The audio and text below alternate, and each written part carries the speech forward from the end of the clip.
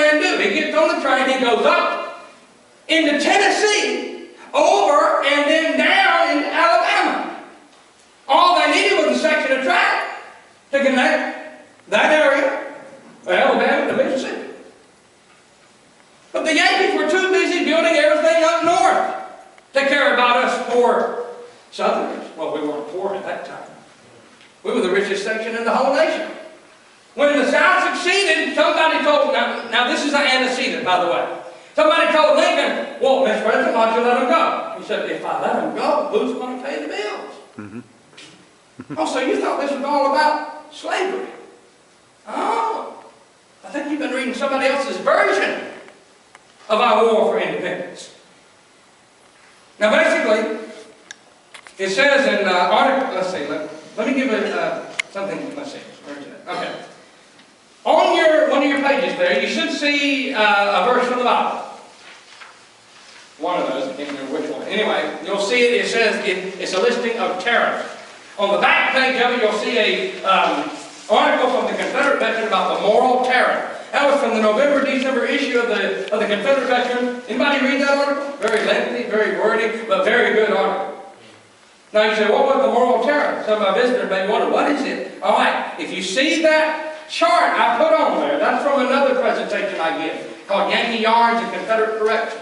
Anyhow, that's a slide from that. And what it shows you is the rate of the tariff. All those different years it was passed. And you'll see when it went up, that's when the South Carolina about withdrew in the 1830s, as I said before. But it went back down. But in February 1861, when there's no Southern senators or representatives left, hardly, what did the Yankee Congress do almost from the very get-go? They passed the moral tariff, which hikes the tariff or the tax rate to 47%. Whoa! That would not have happened if the Southern legislators had been there. But we went bye-bye because we had a new nation. And that's why they did it. Hike the tax rate up. All right, let's move on. Point number 3, Port Barrel Clause 10, going back up the Constitution. All bills appropriating money shall specify in federal currency the exact amount of each appropriation and the purposes for which it is made. And Congress shall, now watch this, and Congress shall grant no extra compensation to any public contractor, officer, agent, or servant, after such contract shall have been made or such service rendered. What does that mean? Well, how about with that thought? Does anybody here remember in 2009 the United States Congress passed a 1,000+ page bill that was on health care? We call that today Obamacare, don't we? And what is our great state? Now, by the way, I lived in South Carolina for about a year. And I proudly claim heritage in North and South Carolina. So don't shoot me just because I live over the state line. Anyhow, what did the great state of South Carolina say? We want to nullify. Oh, well, nobody's heard a notification since when? The 1860s. Nobody heard a notification since when? The 1830s. South Carolina's leading the way yet again. Where a state can nullify, that means make it null and void. That means of no importance, no effect. And the powers that be don't like that. Anyhow, how about in 2010, a 1,000+ page climate bill was proposed in Congress. What is that about? Global warming. In this year, as of, let's see, June 24th, 2013, we have an immigration bill. It's been called the amnesty bill, that right now, well, back in June, numbered 1,170 pages long. Now, wait a minute, guys. How in the world do you get a 1,000-page stack of paper? I mean, if they're so cotton-picking concerned about the global warming, stop cutting down all the trees to print all the bills in Washington. Anyway, no extra charge. Does it take 1,000 pages to address a single topic? I mean, Commander, sometimes reverends are called neverends. Maybe thank God the politicians aren't the preachers, or else we'd be in the church service for 5 days.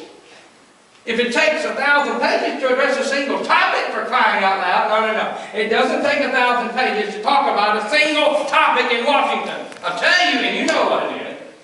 These bills that are over 1,000+ pages are called omnibus, Christmas tree, bills. And the reason is, they start out talking about this, and then the great senator from the state of Rhode Island says, we want a bridge. And so they stick an amendment in there. And then another one stands up and says he wants this, and they stick an amendment to it. And by the end of it, you might have 5,000 different things, shenanigans, having a big fiesta in one bill.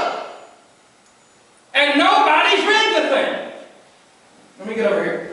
Didn't Speaker Pelosi say, oh, we gotta pass the thing so we can read it? Oh, that's smart. Now listen, if you're a Democrat Republican, that ain't got no bones about it. I'm telling you what these people, the enlightened leaders of our country, have said. You say, well, we ain't supposed to talk politics or religion. Well, you done stepped in it when you got me. I'm a preacher and I like politics. And guess what this is all about? The war was all about what? How do you interpret the Constitution? And that's what I'm trying to show you. You can believe what you want to believe.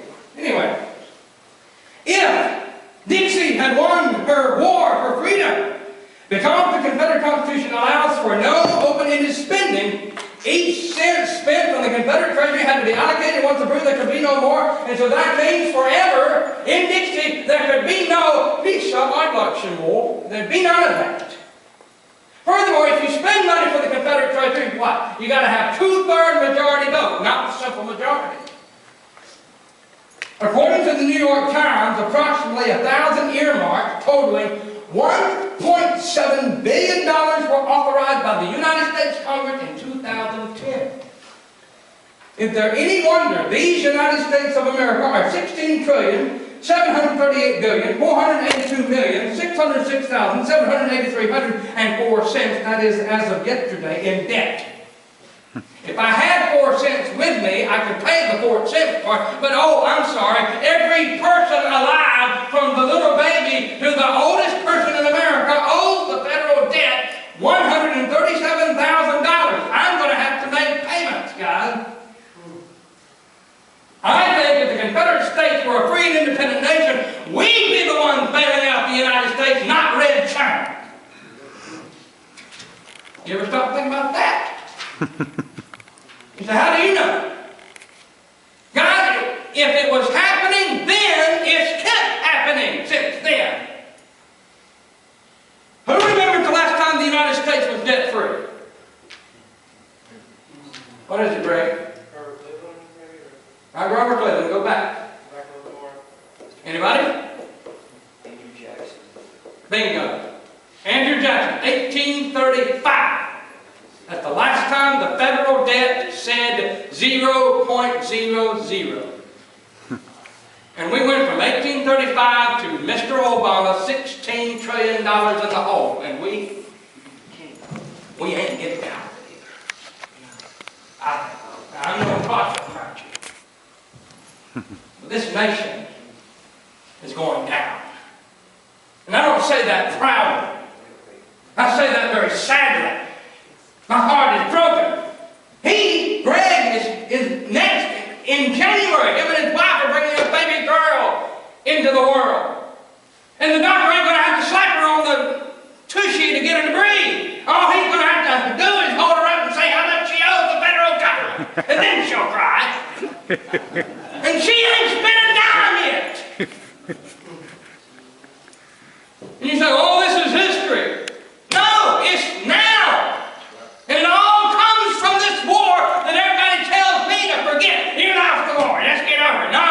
No, it's alive right now. The reason we're in the mess we're in now is because of a thing that happened on April 9th, 1865, when my ancestor, Robert E. Lee, laid down and had to surrender to Ulysses S. Grant due to overwhelming numbers. Did not Lord Acton write General Lee in 1869? And did he not tell him that he mourned more for what was lost at Appomattox than what was saved at the Battle of Waterloo? Shoo, get me riled up, will you?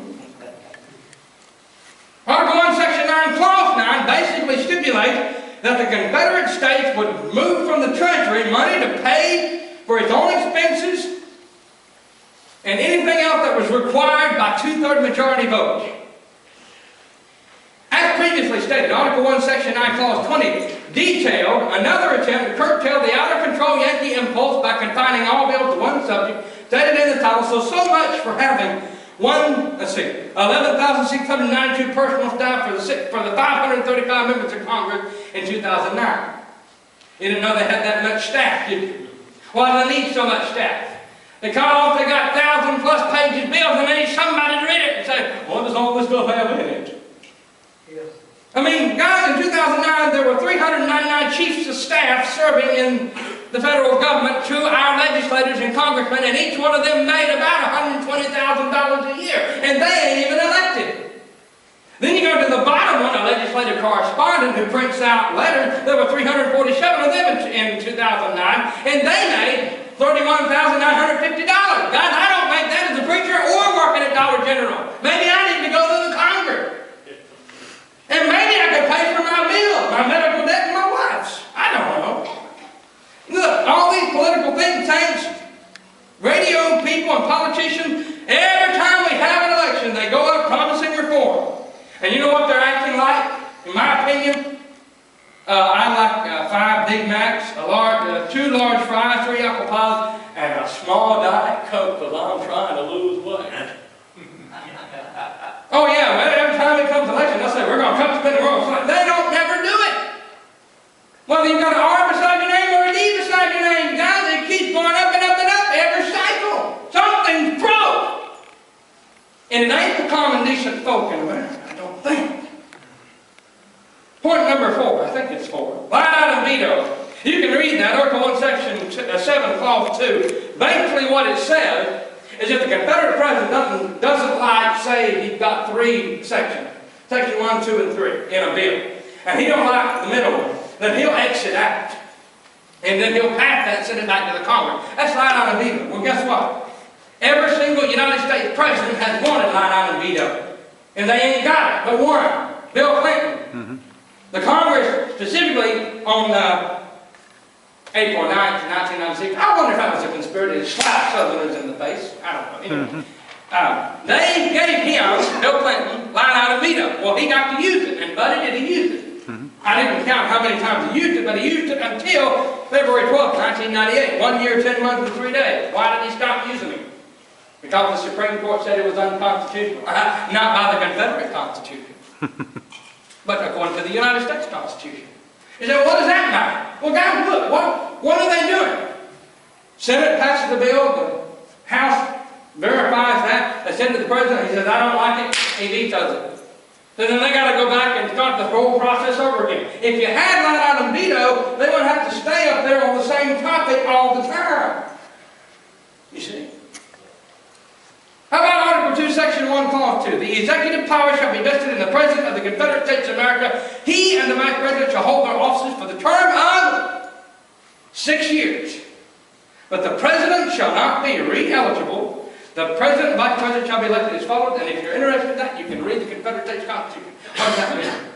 That means term limit. We would have only a 1-term president.